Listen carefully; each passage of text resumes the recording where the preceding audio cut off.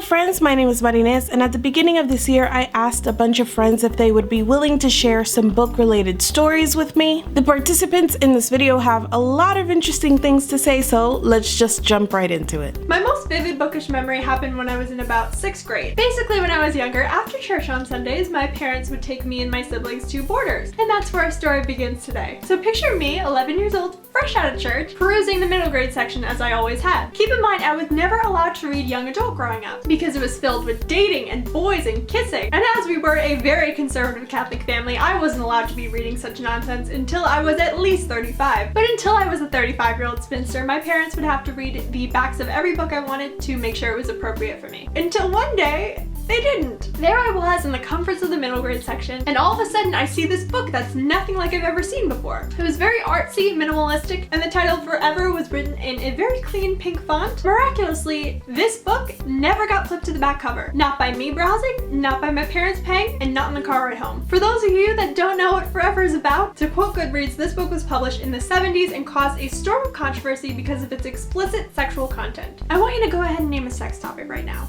It was in there. Foreplay, condoms, masturbation, Ralph the penis, birth control, period sex. Who is Ralph the penis, you ask? The penis of the main character, whom he'd named Ralph. 11-year-old Daniella read that book in one sitting. It was like I had been inaugurated for presidency and got to see all the alien files for the first time. This was all happening right under my nose. I didn't know about this. But dude, I was paranoid as all hell. I was like, where do I hide this satanic book? So I did what anyone would do. I stuffed that book in a bag, stuffed that bag in another bag, stuck it in another bag, and then threw it away. But you know what? Despite how content heavy that book was, at its heart it portrayed a realistic and consensual sexual relationship. So at least that had been my first exposure rather than the glorified sexual abuse we have now. So Judy Blume is truly doing the Lord's work. That reminds me of when I lived in LA, I had a lot of like really bad roommate situations, like a lot of really bad ones, but there was one in particular that really stands out as like topping the cake of bad roommate situations.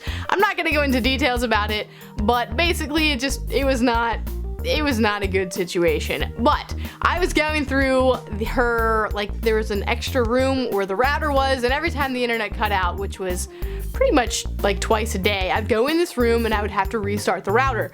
And I'd usually do it when she wasn't there because I don't think I was supposed to go in that room, but I was trying to get on the internet, yo. That's all I had. That's all the happy place in this tiny house that I hated was the internet.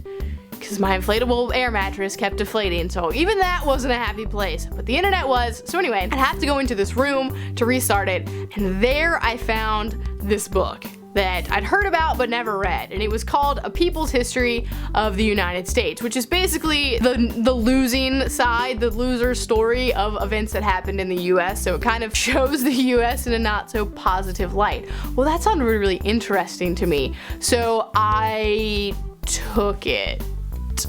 It's really gross and beat up, but that's how it was when I took it. And I'm very ashamed of this now because I basically stole this book from her, which is really sad. But she never asked for it, and I technically just borrowed it and then forgot to give it back. Because I left this house 7 years ago. 7. And I've had this book and I still haven't finished it yet. I think I'm only that far in, which is why I kept wanting to read it, and I was like, I haven't finished it yet. So, but every time she would come in, I would have to hide it because I didn't want her to know that I had borrowed it because I didn't want to start that conversation.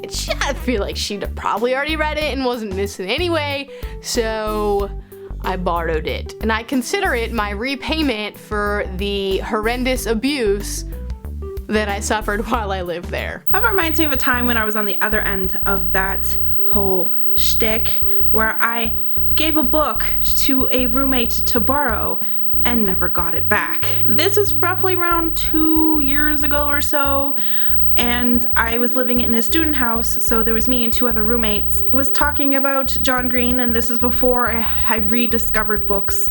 I didn't have a lot of these books. I had very few books, but I was really into The Fault in Our Stars. This was like, at the time for me, a really, really big deal because it does deal a lot with cancer, and I've had a lot of cancer family issues. I definitely cried a lot while reading this. Anyway, I thought this roommate was like, she's interested in it, and I was like, hey, you wanna borrow it and read it whenever, because you live here? and you know, I'll just get it back from you whenever. I'm not in a hurry to reread it anytime soon. So I let her borrow it. And then it was like a few months later maybe that me and my other roommate got a text from our landlord wondering if we had seen roommate number 3. And we hadn't seen her in a few days. Finally, we got curious and we opened up her bedroom door because it wasn't locked or anything, and lo and behold, she skipped town. She skipped out on the landlord, she skipped out on us, not a word, she just like left in the night. It was weird. And maybe it was 10 minutes later after this realization that she was gone and probably never to return, I went, she's got the fault in our stars. I was just like, I went book rage and I went, she's got my book. She's got my book. Oh my God, she has my book. So I had her number, so I texted her. I was like, you have my book. That's all I cared about. I didn't care that she skipped out on the landlord. I didn't care she owed the landlord money or whatever. I was like, you have my book. I want it back. And she said, yeah, I'll come back like sometime in the next few days because I still have school and blah, blah, blah. I don't know. And so, but I never got that book back. She never showed up. And so I had to repurchase the book. So that's why I have this now. I've never read this copy.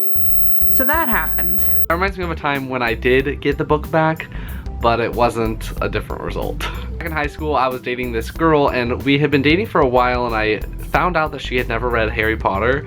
So I freaked out and I was like, you need to read it. So I ended up lending her my copy of Harry Potter and the Philosopher's Stone because I didn't want to give her my first edition American whatever copy of it. I ended up giving her that one, and it had sentimental value to me because my parents had gotten it from the UK when they had gone and visited. Anyway, she works at this summer camp, so she ended up taking it with her to the summer camp, which I was okay with. I was a little bit scared because it was a camp with children and water and they were staying in cabins and everything, so I wasn't too keen on that, but we were dating, so it was fine. I could trust her. Maybe. It was the summer between my senior year of high school and my freshman year of college, and so usually relationships during that time don't last. Predictably, we ended up breaking up towards the end of the summer when hurricane season starts, and she was not happy when we ended up breaking up. We ended up leaving it outside during a hurricane and texting me and being like, yeah, your book's outside on the porch. Get it if you want. And I went to get it. It was so windy. Trees were falling over. The rain is pushing my car almost off the road. I was determined to get my book back. There was street signs falling. I was tempted to take one of the fallen down stop signs, but I didn't because I realistically had nothing to do with it, but I kind of wanted it anyway. Anyway, I pulled up to the house and the book was very wet. It's ruined. I can't really read this edition anymore because pages are caught together and I can't really like, it is really bad. And so I ended up keeping it because, I mean, my parents got it for me even though I can't really read it. So I ended up getting myself another copy of it. So yeah, that's why I don't lend people books, because they're the worst. Thank you so much to all of the storytellers in this video. Their information will be linked in the description below. I got a ton of volunteers, so I'm gonna keep this series going throughout the year. It takes some time to put together because each piece has to be done individually. So if you volunteered and you haven't heard from me yet, don't worry, I'm just slowly making my way through the list as I can. If anybody watching or anybody who has already volunteered already has a story they want to tell that I can use as a jumping off point, please let me know. I need a couple more of those jumping off points so that I can pass around to other participants. The story can be about anything as long as it relates even just a little bit back to a book or a story or a bookish establishment or something along those lines. Thank you so much for watching this video, and I will see you guys soon.